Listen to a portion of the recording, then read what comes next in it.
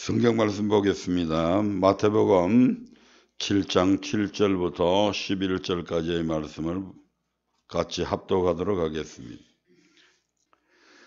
구하라 그러면 너희에게 주실 것이요, 찾으라 그러면 찾을 것이요, 문을 두드리라 그러면 너희에게 열릴 것이니 구하는 이마다 얻을 것이요, 찾는 이가 찾을 것이요, 두드리는 이에게 열릴 것이니라. 너희 중에 누가 아들이 떡을 달라 하면 돌을 주며 생선을 달라 하면 뱀을 줄 사람이 있겠느냐? 너희가 악한 자라도 좋은 것으로 자식에게 줄 알거든 하물며 하늘에 계신 너희 아버지께서 구하는 자에게 좋은 것으로 주시지 않겠느냐? 아멘. 오늘 우리가 읽은 본문의 말씀을 통해서 지난 2주간과 마찬가지로 기도의 가치를 활용하라, 이런 제목으로 함께 은혜 나누기를 원합니다. 지난주까지의 우리가 말씀을 대강 요약해보면 그렇게 진도가 많이 나가지는 않았습니다. 우리가 왜 기도해야 되는가? 그저 좋으신 하나님, 전능하신 하나님 믿으면 하나님께서 다 해주시면 되는데 우리가 왜 굳이 기도해야 되는가? 바로 기도는 하나님의 명령이기 때문에 기도해야 됩니다. 응답이 있다 없다 그건 나중에 문제고, 응답이 없다 할지라도 우리는 기도해야 됩니다. 왜 그렇게 해야 된다고요? 기도는 하나님의 명령이기 때문에 그렇게 해야 된다는 것을 말씀을 드렸습니다. 두 번째로 왜 기도해야 되는가? 하나님께서 우리에게 엄청난 많은 것을 언약해 주셨는데 이러한 하나님의 모든 언약의 말씀은 기도를 통해서 이루어 주시기 때문에 기도해야 됩니다. 아멘. 난 응답 받기 싫어. 하나님 응답 안 해주셔도 좋아. 나 혼자서도 잘할 수 있어. 그런 사람은 기도 안 해도 됩니다. 난 하나님 없어도 천국 갈 수 있어. 그런 사람 안 믿어도 됩니다. 아멘. 하지만 하나님의 도움이 필요한 사람들은, 하나님께서 하신 이 언약의 말씀이 우리에게 성취되어지기를 소망하는 사람들은 그러므로 반드시 기도해야 될 줄로 믿습니다.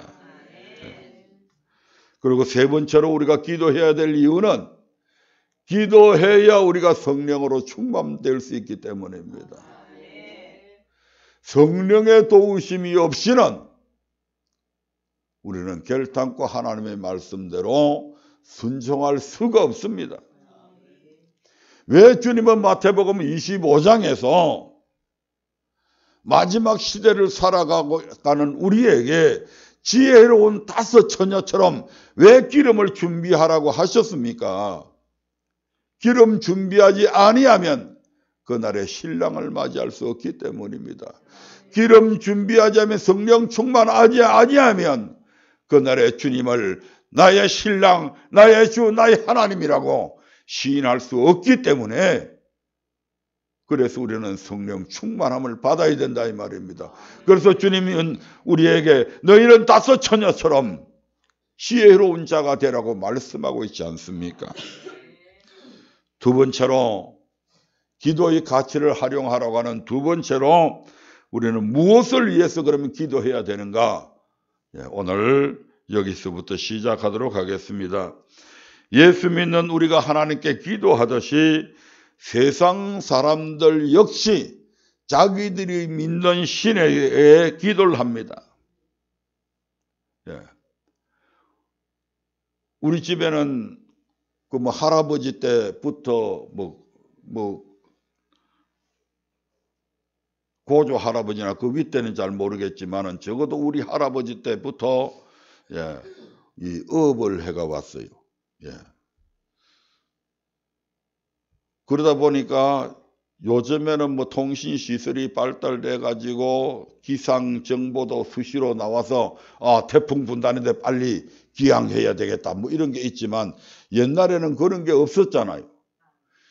그러다 보니까 배를 타고 망망대해 나가서 고기를 잡다가 태풍이 불어오면 배들이 파손하고 수많은 사람들이 죽었고 시체도 찾지 못해서 막 울부짖고 마치 시체가 건져져 온 사람들은 그냥 동네에 그냥 거기 그 넓은 공터에 10명이고 20명이고 짜르륵 들어 누워갖고 물을 마시갖고 배는 그냥 빚어놓을 그냥 퉁퉁 불어서 누워있는 모습들을 저는 어릴 때부터 보고 자랐습니다.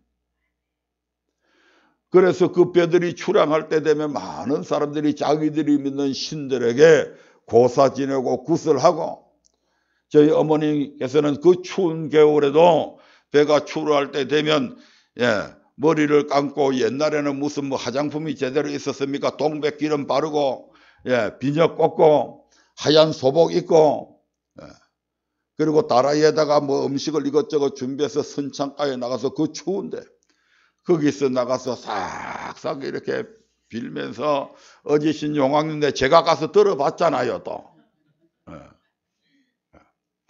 어지신 용왕님네 이번에 배가 나가는데 우리 큰아들 대호 잘 아무 사고 없이 잘 돌아오게 하시고 만선하게 해주시고 이렇게 막 끝날 때까지 밤을 새워서 이렇게 싹싹 비는 모습들을 제가 가서 한번 호기심에서 가서 들어봤잖아요. 우리 어머니가 도대체 뭐라고 비는지.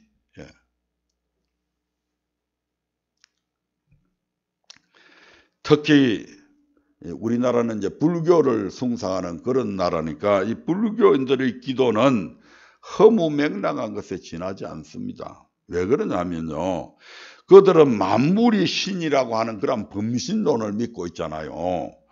뿐만 아니라 자신들이 부처가 되기 위해서 고행을 자초하고 있습니다. 그래서 108번뇌를 잇기 위해서 자리에 들어눕지 아니하고 꼿꼿하게 앉아서 이런 수행을 하는가 하면 그런 수행을 통해서 그들을 스스로 부처, 신이 되려고 하는 종교가 불교잖아요. 그러므로 불교는 누구한테 빌어서 뭐 소원이 이루어지는 이런 데가 아니란 말이에요. 원칙적으로. 누구한테 빌어요? 자기가 신인데. 그들의 기도는 누가 들어줍니까? 석가모니가 들어줍니까? 석가모니 신이 아니잖아요. 석가모니가 비록 만약에 신이 되었다 할지라도 부처가 되어서 뭐 자기들 말 맞다나 열반에 들어가가지고 신이 된다 한들 그 석가모니가 언제 나한테 기도해라 그러면 내가 너희들에게 들어주겠다 이런 말을 한 적이 없어요.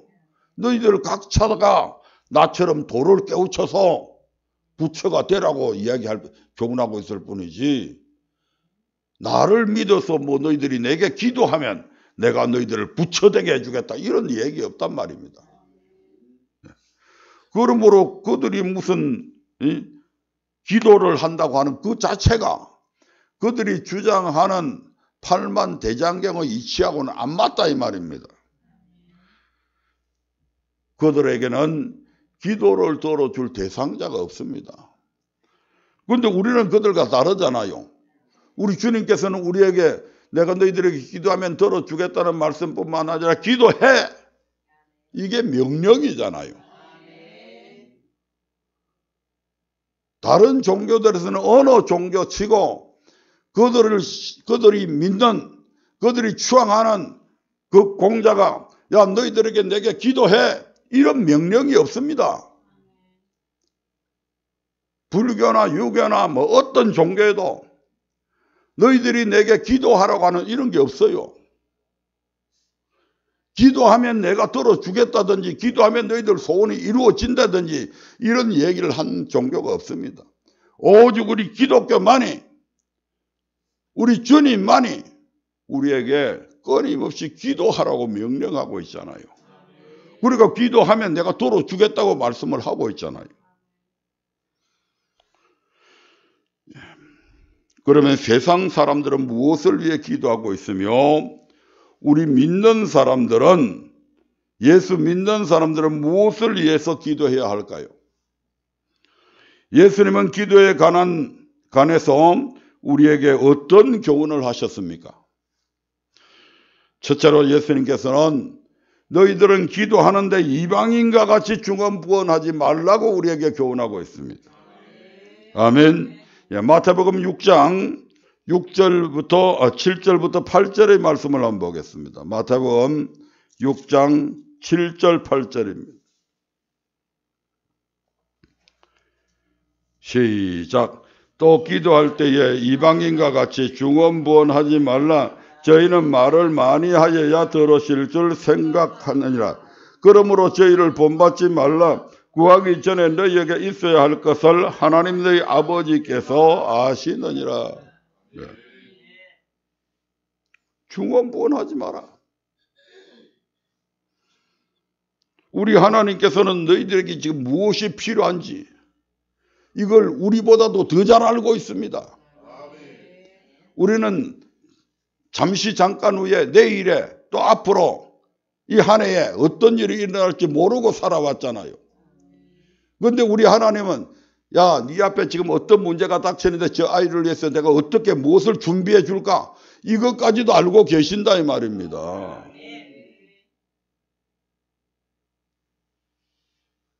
지금 그렇게 말씀하고 있잖아요. 너희에게 있어야 할 것을 하나님 너희 아버지께서 알고 계신다. 그러니까 중언부언하지 마라. 이방인과 같이 중언부언하지 말라. 그럼 중언부언하는 기도는 무엇입니까? 이거 알아야 되잖아요. 아멘. 예, 중언부언하는 기도에 대해서 우리 그리스도인들조차도 목사님들조차도 여러 가지 다양한 의견들을 말합니다. 한마디로 제대로 정립이 안 돼 있다 이 말입니다. 그래서 우리 안 믿는 사람은 제껴두고 지금 하는 얘기입니다. 우리 믿는 사람들 중에서 목사님들 중에서 일반적으로 이 중언부언하는 기도가 뭐냐라고 물어봤을 때 대체적으로 이런 의견들을 말합니다. 첫 번째로 말을 많이 하는 것이 중언부언하는 기도다. 말하고 또 첨가해서 또 말하고. 예. 왜 그렇게 말을 많이 하느냐? 말을 많이 해야 들어줄 줄로 알기 때문에 그렇게 들어줄 줄로 생각하고 그렇게 한다는 겁니다. 아멘. 또 하나는 이건 이제 한문에 비춰서 중언 거기에 첨가해서 부언. 아멘. 네. 무겁게 말하고 그 말한 데다가 부언 첨가해서 또 말한다 이 말이죠. 그래서 한자로 그 한자의 뜻을 풀이해 가지고 하는 의견들이죠. 그래서 반복해서 기도하는 것. 아니 한 번 기도했으면 받은 줄 믿어야지. 그걸 또 반복해서 기도한다는 것은 믿음이 없어서 그렇게 하는 거 아니냐. 이렇게 오히려 반복해서 기도하면 믿음이 없는 자로 간주해 버리기도 합니다. 이것이 중언부언에 관한 우리나라 기독사회에 있어서 일반적인 이러한 견해들입니다. 아멘. 그러면 성경은 우리에게 이 중언부언하는 기도가 뭐라고 교훈하고 있는지 보자 이 말입니다. 네. 마태복음 6장 31절부터 32절의 말씀을 한번 보겠습니다.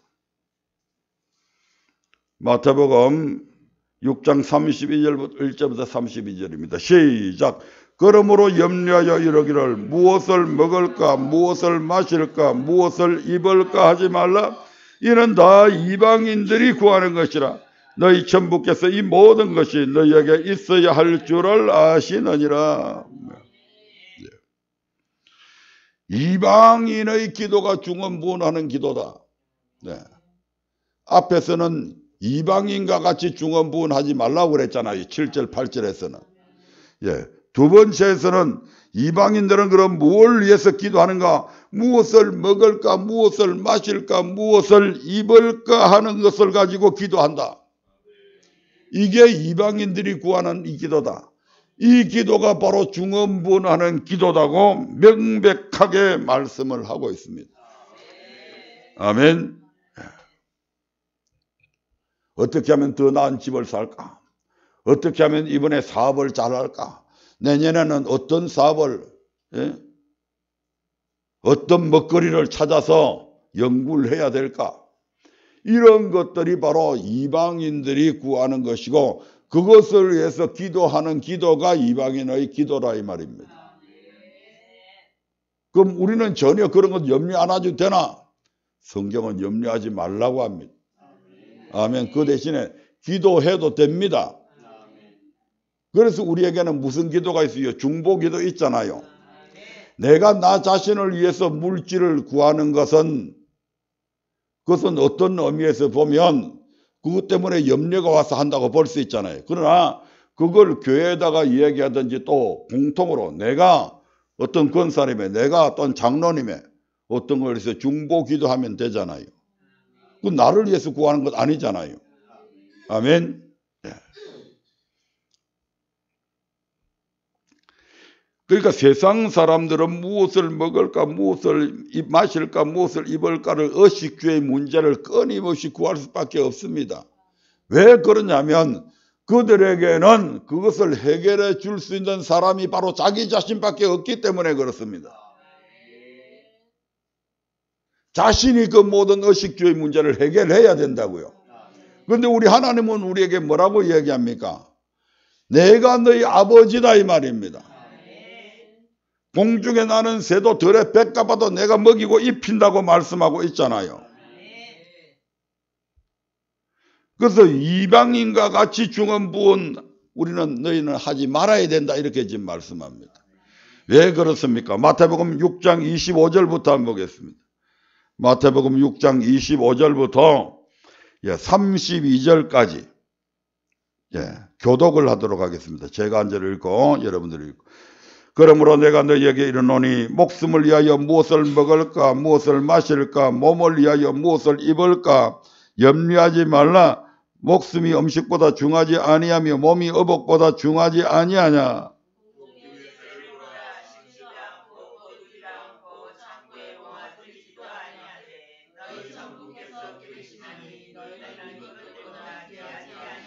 너희 중에 누가 염려함으로 그 키를 한 자나 더할 수 있느냐.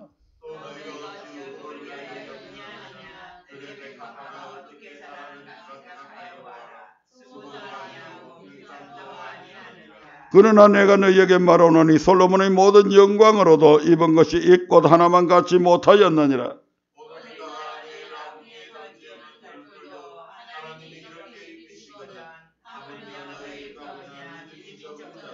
그러므로 염려하여 이르기를 무엇을 먹을까 무엇을 마실까 무엇을 입을까 하지 말라.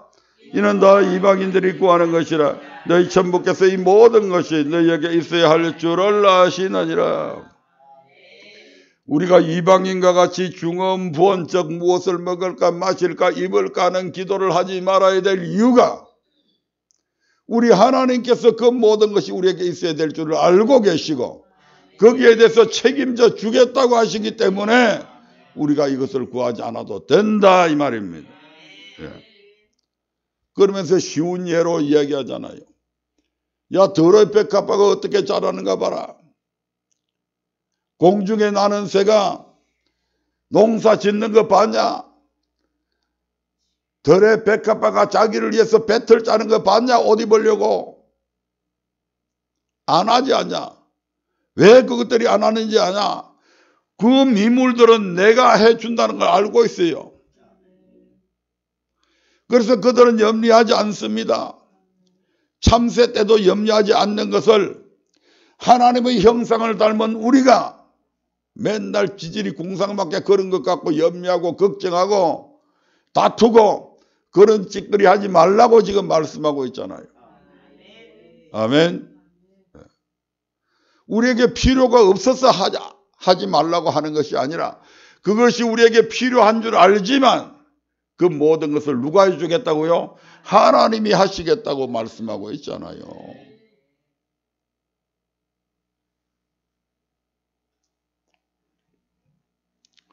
그러면 우리는 무엇을 위해서 기도해야 합니까?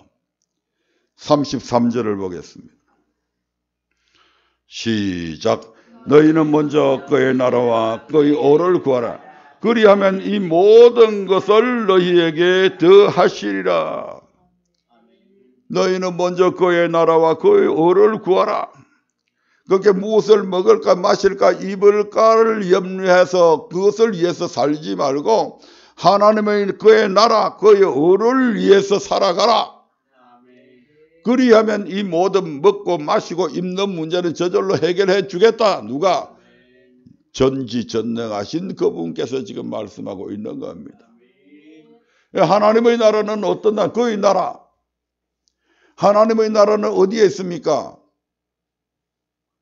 하나님의 나라는 어디에 있어요? 하늘에 있잖아요. 그래서 하늘나라입니다. 그 나라는. 하나님의 나라는 어디에 있다고요? 하늘에 있습니다. 근본적으로. 그래서 그 하나님 나라, 그 하늘에 있는 그 나라를 위해서 우리가 무엇을 구해야 됩니까? 지금 이 이야기는 그 이야기가 아니고 하나님의 나라는 지금 완벽한 나라로 구성이 되어져 있습니다. 아멘. 예, 이 지상에 있는 하나님의 나라가 있다 이 말입니다. 아멘.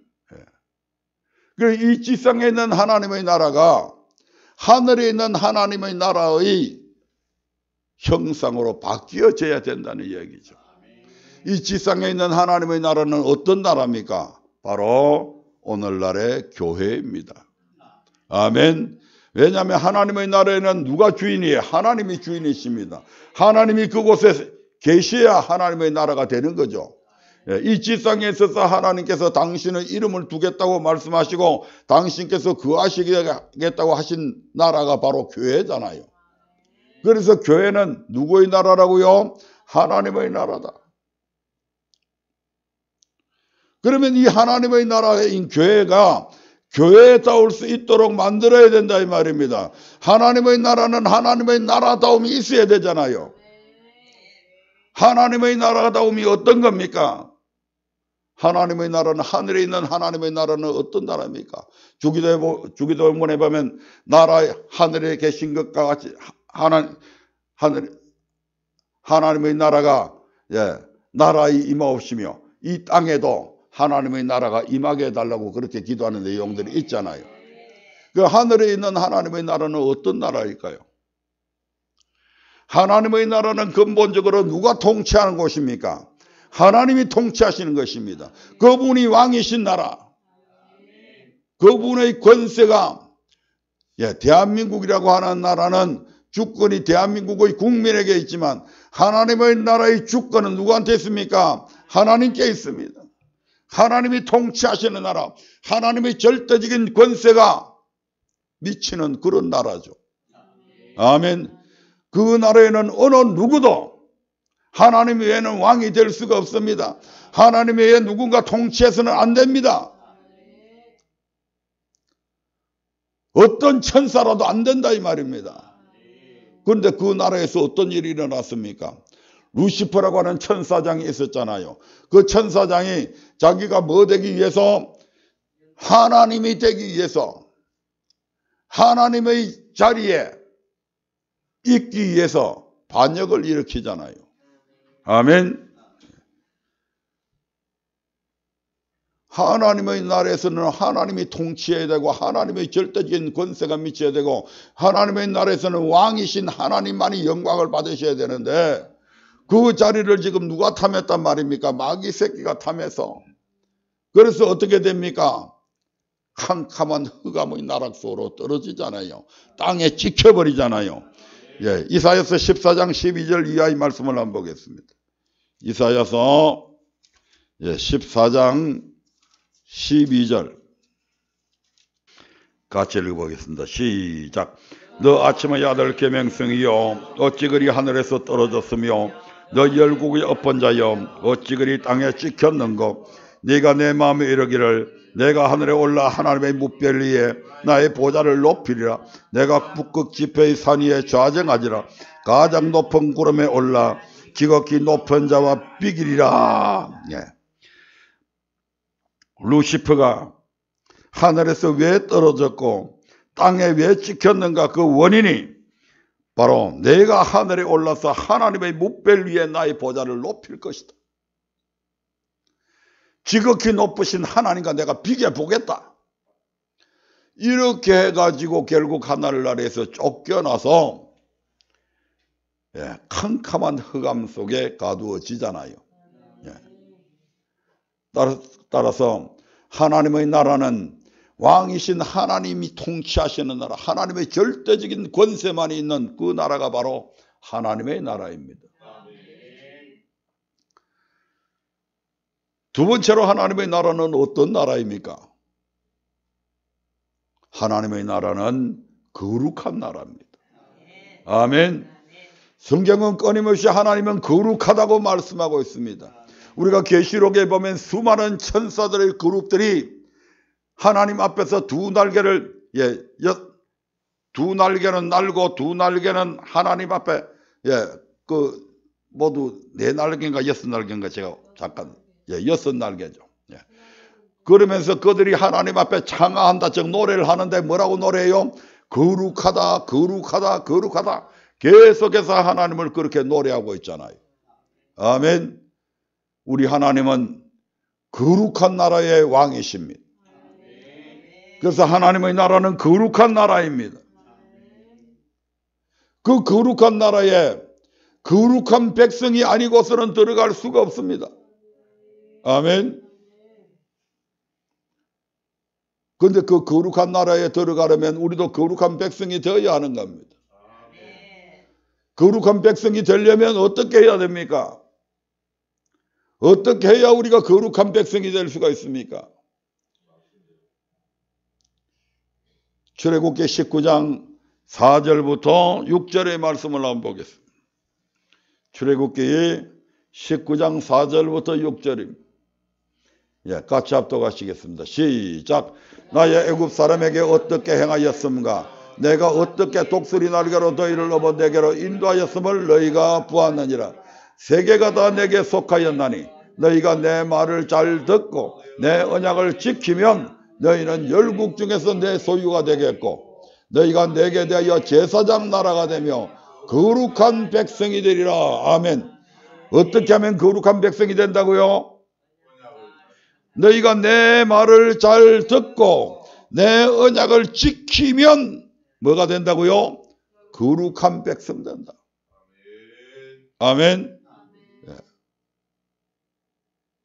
우리는 거룩한 백성이 되어져야 됩니다. 그러려면 그분의 말씀을 잘 듣고 우리와 맺어진 그 언약을 지켜야 된다 이 말입니다. 지켜도 되고 안 지켜도 되는 게 아닙니다. 요한복음 17장 17절에서는 예수님께서 제자들을 위해서 이렇게 기도합니다. 시작. 저희를 진리로 거룩하게 하옵소서. 아버지의 말씀은 진리니이다. 진리가 뭡니까? 진리는 하나님의 말씀이잖아요. 하나님의 말씀으로 우리를 거룩하게 할 수 있다 이 말입니다. 출애굽기 19장 5절의 말씀은 5절 6절의 말씀하고 동일하잖아요. 아멘. 하나님의 말씀으로 우리가 거룩하게 될 수가 있다. 에베소서 5장 26절 한번 볼까요? 에베소서 5장 26절입니다. 시작. 이런 것 물로 씻어 말씀으로 깨끗하게 해서 거룩하게 하시고 말씀으로 우리를 깨끗하게 할 뿐만 아니라 그 말씀을 통해서 우리를 거룩하게 하십니다. 말씀을 통해서. 한 군데만 더 보겠습니다. 디모데전서 4장 5절입니다. 디모데전서 4장 5절 봅니다. 시작. 하나님의 말씀과 기도로 거룩하여짐이니라. 무엇으로요? 하나님의 말씀과 기도를 통해서 거룩하여진다. 하나님의 말씀을 대로 살아야 되는데 말씀을 듣고 그 말씀대로 살아야 되는데 우리의 힘을 가지고 우리의 노력만 가지고 안 된다 이 말입니다. 그래서 우리가 기도를 통해서 성령의 충만함을 받고 성령의 이끌심 따라 그 말씀에 순종하게 될 때에 비로소 우리가 기도에 거룩하여진다 이 말씀이죠. 아멘. 이러한 말씀들이 거기에 요약이 다 되어 있잖아요. 아멘. 이처럼 하나님의 나라는 거룩한 나라입니다. 우리 하나님은 거룩하신 분입니다. 그래서 우리를 향해서 내가 거룩하니 너희도 말하고요. 거룩하라고 말씀하고 있잖아요. 다시 말씀드리면 내가 거룩하니까 너희도 내 말씀에 순종해서 너희도 거룩해져라 이 말입니다. 아멘. 그리고 하나님의 나라는 어떤 나라입니까? 하나님의 나라에는 하나님의 사랑이 가득한 나라입니다. 언젠가 이 부분 하나님의 나라에 대해서 제가 한번 더 자세히 말씀을 드릴 기회가 있겠습니다만, 하나님의 나라는 하나님의 사랑으로 가득한 그런 나라가 바로 하나님의 나라입니다. 아멘. 고린도전서 13장에서는 하나님의 사랑에 대해서 이렇게 말씀하고 사랑에 대해서 이렇게 말씀하고 있습니다. 고린도전서 13장 봅니다. 우리가 고린도전서 13장을 가리켜서 사랑장이다 이렇게 말씀하고 있잖아요. 거기에 보면 사랑의 기중성에 대해서, 사랑이 어떤 것인지에 대해서 잘 말씀해 놓고 있습니다. 고린도전서 13장 봅니다. 1절부터 교독하도록 하겠습니다. 13절까지. 내가 사람의 방언과 천사의 말을 할지라도 사랑이 없으면 소리나는 구리와 울리는 꽹가리가 되고,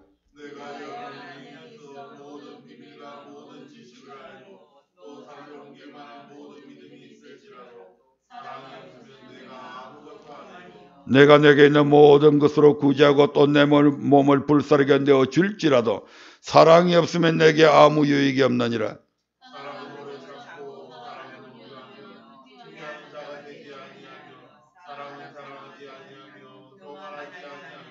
물에 행치 아니하며 자기의 유익을 굳지 아니하며 성내지 아니하며 악한 것을 생각지 아니하며 모든 것을 참으며 모든 것을 믿으며 모든 것을 바라며 모든 것을 견디느니라.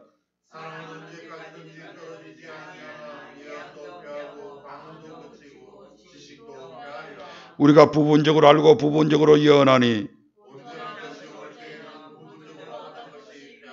내가 어렸을 때는 말하는 것이 어린아이와 같고 깨달는 것이 어린아이와 같고 생각하는 것이 어린아이와 같다가 장성한 사람이 되어서는 어린아이의 일을 버렸노라.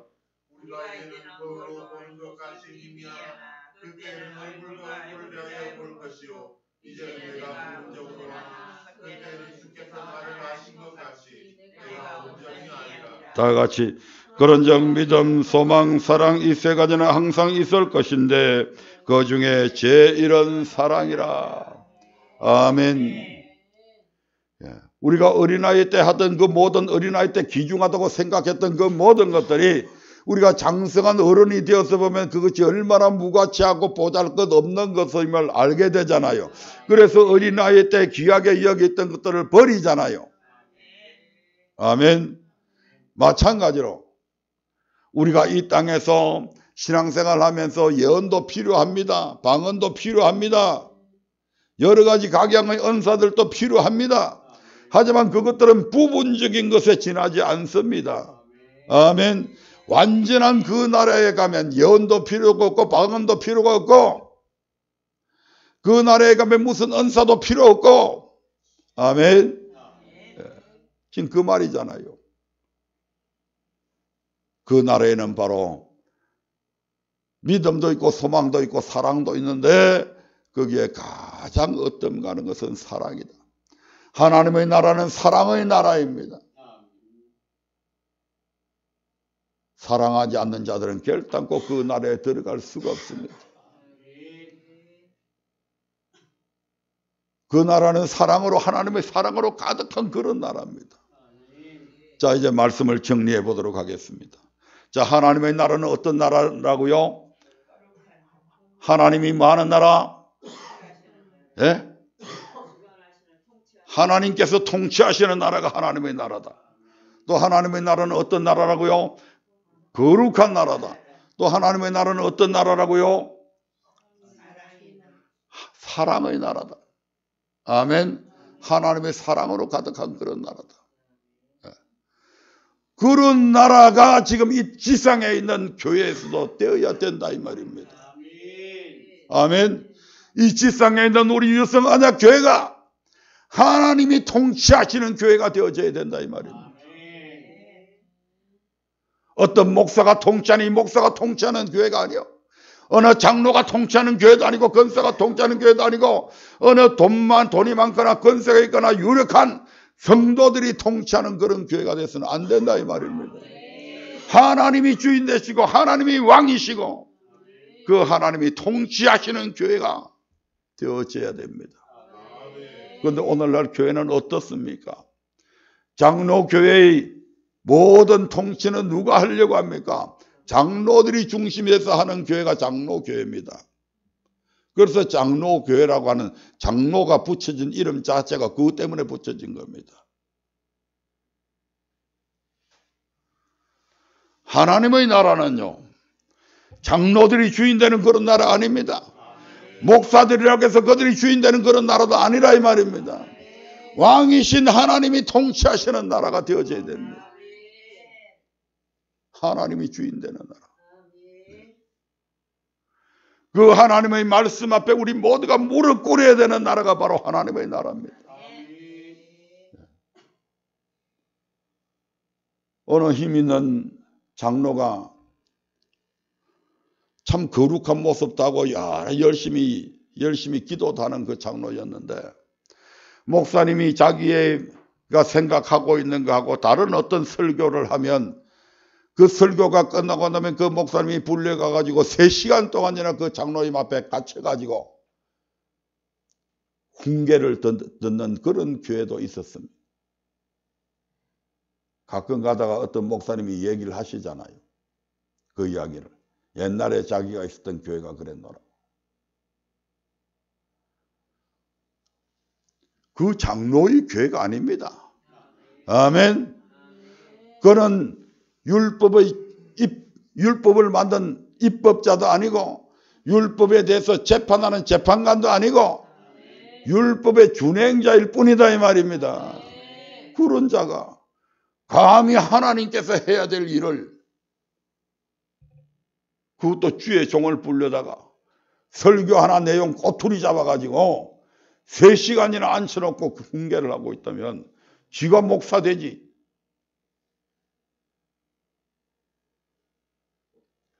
오늘 대한민국의 교회들이, 이런 교회들이 얼마나 많은지 모릅니다.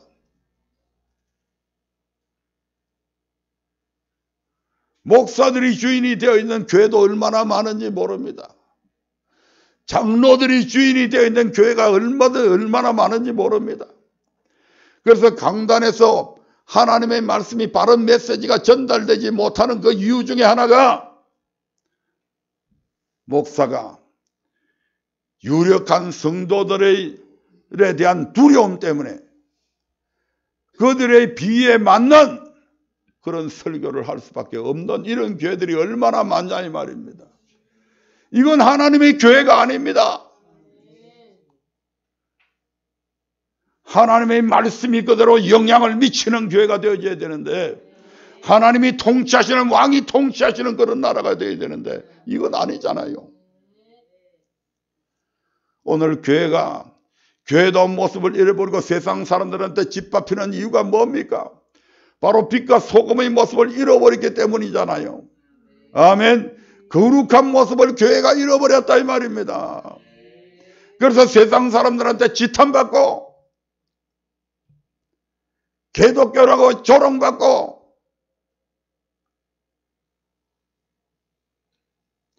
싸움박질나는 그런 교회로 인식되어 있고, 그래서 짓밟히고 있는 거잖아요.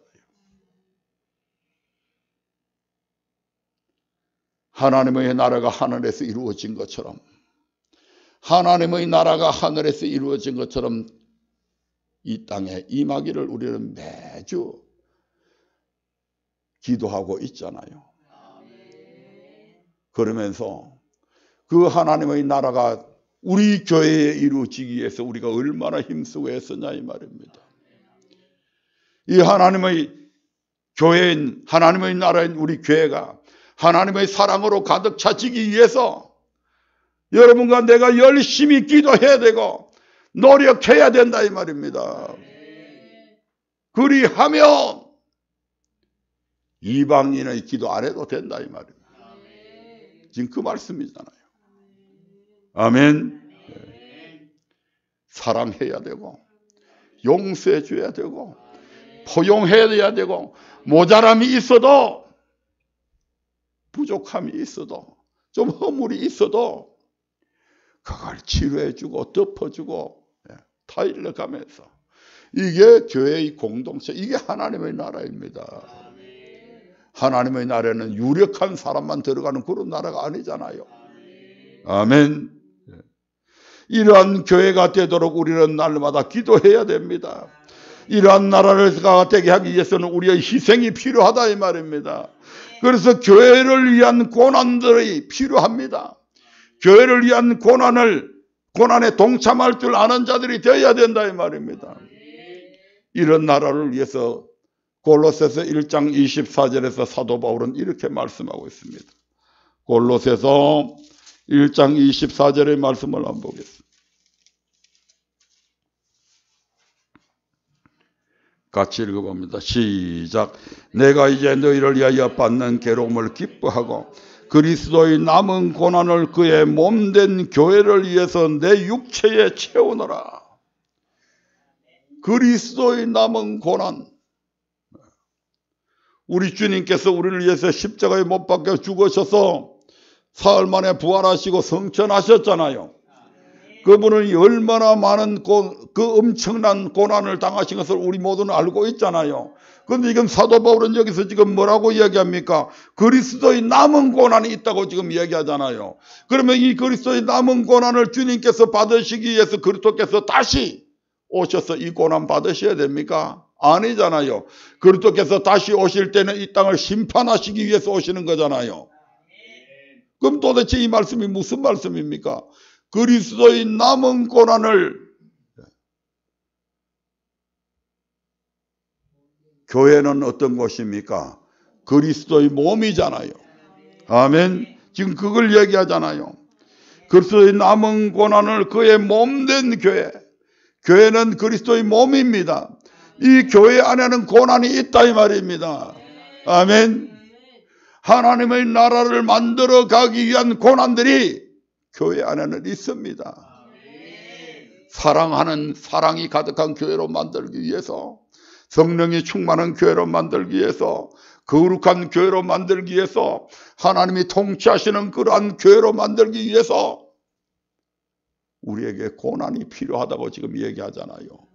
그 그리스도의 남은 고난을 지금 사도 바울은 어디에 채운다고요? 자기의 육체에 채운다고 그러잖아요.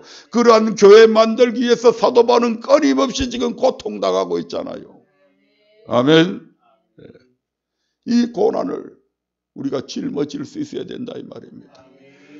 이러한 교회를 만들기 위해서 내게 좀 어려움이 오고 내게 희생이 요구되면 우리는 도망가는 그런 자가 아니냐 이 말입니다. 그런 비겁한 자가 되어서는 안 됩니다. 만약 그렇다고 한다면 우리가 어려운 멸을 당할 때 우리 주님께서 우리에게 도망가 버릴 것입니다. 사도 바울은 어느 정도까지 이 그리스도의 남은 고난을 자기 육체에 채워왔는지를 한번 보겠습니다. 고린도후서 11장 28절부터 29절의 말씀을 읽고 마치겠습니다. 고린도후서 11장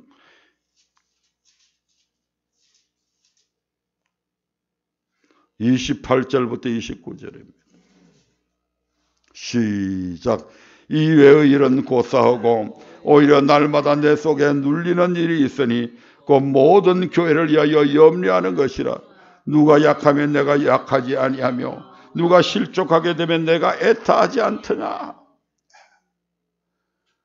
그가 고린도 지역을 쭉 다니면서 수많은 교회들을 설립하고 거의 1, 2, 3차 전도 여행을 통해서 쭉 가면서 한 교회 한 교회를 다시 점검하면서 그 중에 시리에 차서 실족해서 넘어져 있는 성도들을 보면 그저 안타까워서 때로는 그들에게 음한 말을 했다가 달래는 말을 했다가 내가 이제 가면 그것을 용서하지 아니하고 반드시 내가 엄벌하겠다.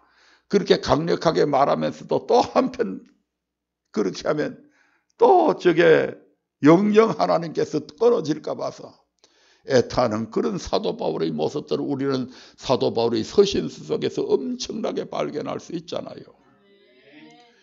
그는 그러한 교회에 그리스도의 남은 고난을 그 육체 안에 채우기에 얼마나 노력했는지 한번 볼까요? 22절부터 한번 보겠습니다. 22절부터 27절까지 한번 볼게요. 같이 한 목소리를 읽어보겠습니다. 시작. 저희가 히브리인이냐 나도 그러하며 저희가 이스라엘인이냐 나도 그러하며 저희가 아브라함의 씨냐 나도 그러하며 저희가 그리스도의 일꾼이냐 정신없는 말을 하거니와 나도 더욱 그러하도다. 내가 수고를 넘치도록 하고 옥에 갇히기도 더 많이 하고 매도 수없이 맞고 여러 번 죽을 뻔하였으니 유대인들에게 40에 하나 감언매를 5번 맞았으며 3번 태장으로 맞고 1번 돌로 맞고 3번 파선하는데 일주야를 기품에서 지냈으며 여러 번 여행에 강의 위험과 강도 위험과 동족의 위험과 이방인의 위험과 신의 위험과 강야의 위험과 바다의 위험과 거짓 행제죄의 위험을 당하고 또 수고하고 애쓰고 여러 번 자지 못하고 줄이며 목마르고 여러 번 굶고 춥고 헐벗었노라. 사도 바울 정도의 능력이 있으면,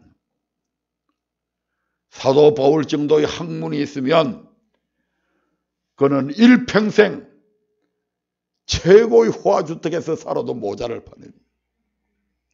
그런 그가 그리스도의 남은 고난, 교회를 위해서 자기의 육체의 그 고난을 채워갔다고 고백하고 있습니다.